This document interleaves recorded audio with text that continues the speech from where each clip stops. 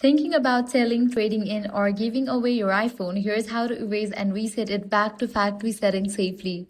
Before wiping your device, make sure you have backed up your data. Go to Settings, tap your Apple ID, click on iCloud, click on iCloud Backup, click on Backup Now. This ensures your photos, apps, videos settings are saved before the reset. Now let's start the reset process. For that, launch Settings. Now scroll down and navigate to the option General. Scroll all the way down. You're gonna find the option Transfer or Reset iPhone. Click on that. Now click on the option Erase all content and settings. Erasing will sign out of your Apple account and remove your personal data so this iPhone can be safely traded in or given away.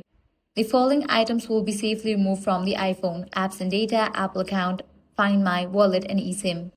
You'll be asked whether you want to keep eSIM or not. You can select to keep eSIM, or also you can select the option of delete eSIM and erase data. With this, the process will begin. Your iPhone will show the Apple logo. This reset can take anywhere from a few minutes to 15 minutes depending on how much data you had. Keep your iPhone plugged in or at least 50% charged during the process. Once done, you will see the hello screen. This means your iPhone is completely reset to factory settings and ready to be set it up as new. And that's it, your iPhone has been erased and reset safely. If this guide helped you out, do not forget to like, share, and subscribe. Thanks for watching.